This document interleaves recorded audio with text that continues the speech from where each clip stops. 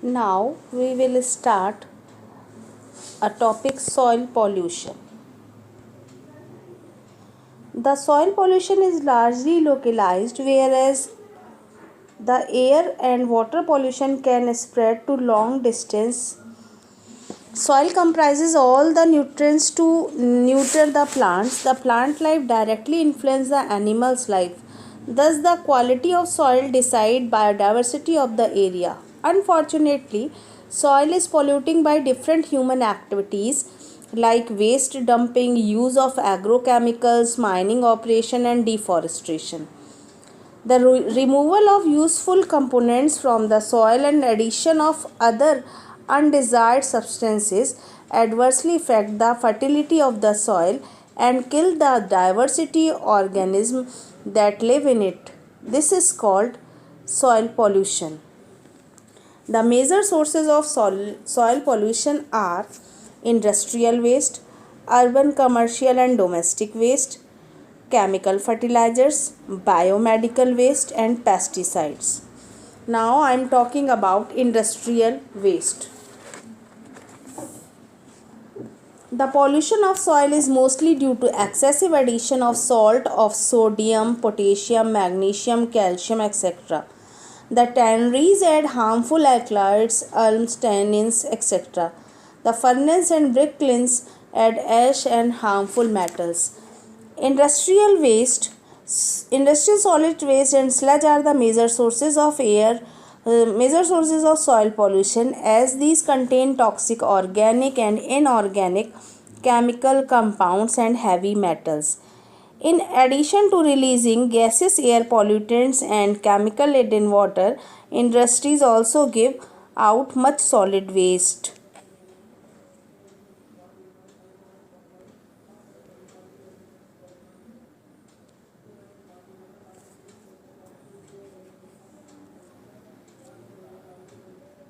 These wastes are in the form of chemical residue, fly ash, metallic ash, etc. Next is urban, commercial, and domestic waste. The cities and towns have a variety of markets, food grains, vegetable, and fruits. They have tailors, restaurants, banquet halls, giving out lot of solid waste in different forms. At home, we produce waste in the form of plastic bag, glass bottles, electric bulbs, kitchen waste, paper packaging, etc. All this is solid waste.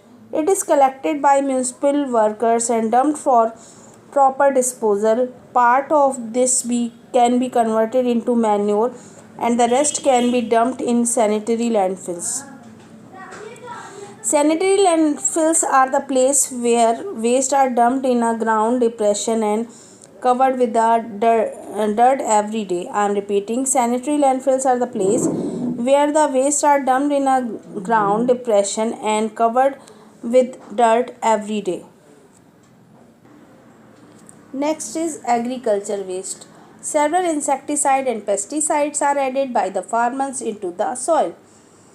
Next, farm animal waste. These include fecal matter and remains of dead animals. They give a foul smell and play important role in transmitting disease. Next is household waste. Waste like detergent, oil and solid refuse and added into soil due to household activities. These changes pH and texture of soil, which ultimately reduces the fertility of soil. These pollutants also causes soil erosion. Next is biological agent. Various animals and plant residue are and dumped into the soil. They carry different germs of plant and animal disease which may be transmitted from soil to healthy individual also. Modern farming practices involve the use of large amount of fertilizers and pesticide. Use of these substances over a long period of time can destroy the soil structure by killing the soil microorganisms that recycle nutrients in the soil. Pesticides and enriched fertilizers also kill the earthworm, which are instrument in making the rich humus. Fertile soil can quickly be turned barren if sustainable practices are not followed.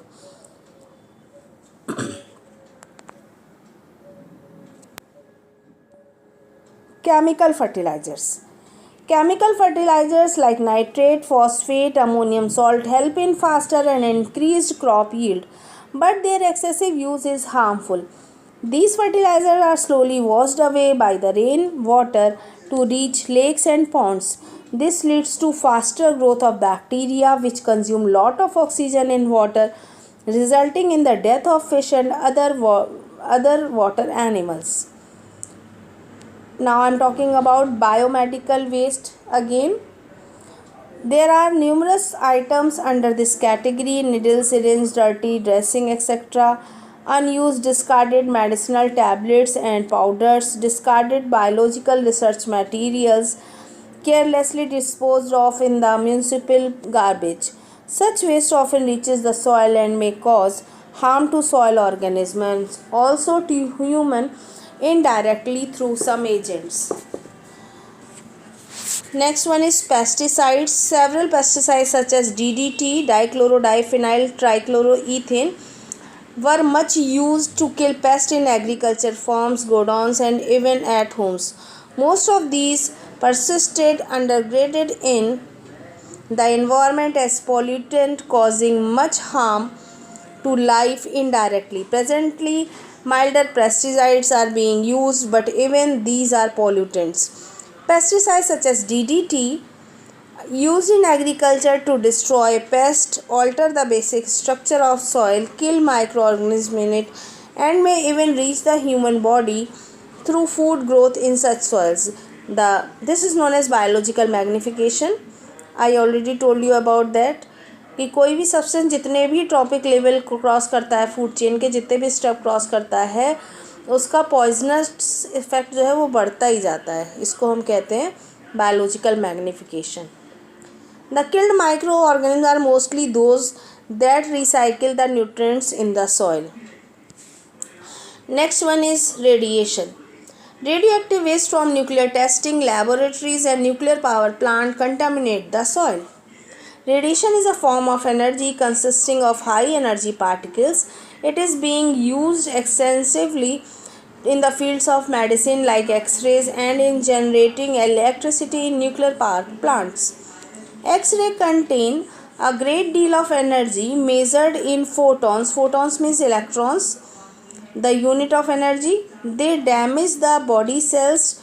Too frequent and too many X-rays exposure may cause serious health hazards, damaged chromosomes, damaged DNA, genetic variation means genetic changes, bone cancer, etc. X-ray machine operations have to take very special care to avoid exposure to as much as possible. Nuclear power plant can be source of a leak of nuclear radiation either through the negligent disposal of waste or by any additional explosion of the plants. Two very serious nuclear power plant explosions have occurred, one in Ukraine in 1986 and the other in Japan nuclear plant on 11th March 2011. So many people died and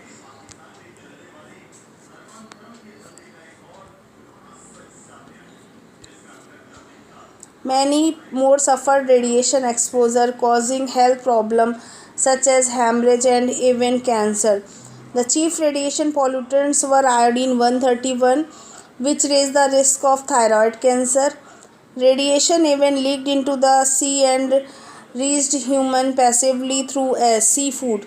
Carelessly discarded radioactive material may cause severe damage, as it happened in Mayapuri, Delhi in 2010. The radioactive waste cobalt-60 from a research center somehow reached the market street through kabadis. Several people are still suffering and had even died. A Delhi resident suffered from nuclear cobalt-60 radiation had ignorantly kept cobalt-60 pencil in his pocket and suffered serious burns.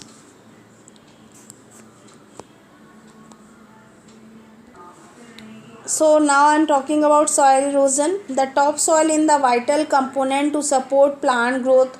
So the topsoil is called as the feeding zone of plant, but there are several ways by which the fertile topsoil is lost and washed. The loss of topsoil or disturbance of soil structure is known as soil erosion.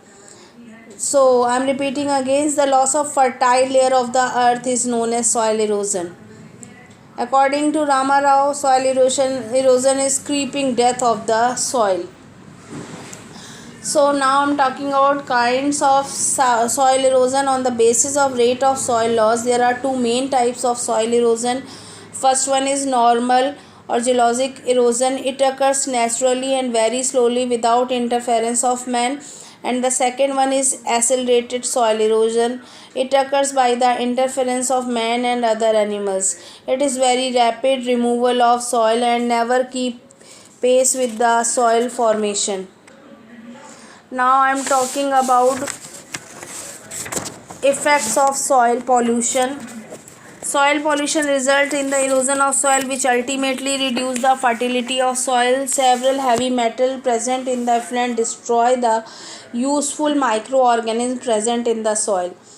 The use of nitrate fertilizer in the soil increases its level in drinking water, which causes methanoglobin anemia, blue baby syndrome in babies. The soil pollutants are mainly fertilizer, insecticide and herbicide, which produce adverse effect on plants and animals. Some non-biodegradable insecticides such as DDT and compounds of lead and mercury reach man through plant products and act as a poison for man. Lead present in the soil enters the root of the plant, and from plant it enters body of cattle and man, causing lead poisoning. Some insecticides such as linden enter the plants, causing change in their taste. The excessive use of fertilizers such as urea destroy crops. So what is the control of soil pollution? The following measures should be taken to prevent the soil pollution. Number 1, farmlands must not be irrigated by the polluted water. Number 2, the indiscriminate and excessive use of fertilizer must be avoided. Before applying the fertilizer, the soil must be analyzed for minerals and only the appropriate fertilizer should be used. Number 3, only biodegradable insecticide and herbicide should be used and their application should be limited. Number 4, measures should be taken to prevent the contamination of soil with the nuclear fallout. Number 5, compost manure should be preferred to the chemical fertilizers. Number 6, the crop rotation should be encouraged. Number 7, dead animals must not be left decomposing in the soil. Number 8, domestic waste must not be thrown in the cultivated lands. Number 9, industries must be prevented from dumping their waste in the soil. And the last one, number 10, the farmland must be thoroughly plugged and watered to ensure even distribution of minerals and organic matter.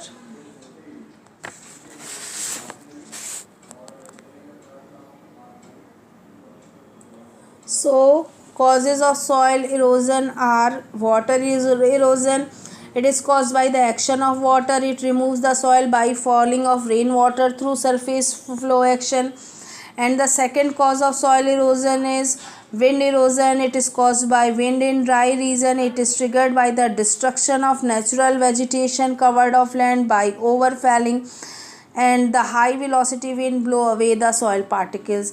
And number 3 is deforestation. Is the cause of soil erosion. The root of plant have an important role in preventing soil erosion. The large scale deforestation all over the world destroy biodiversity.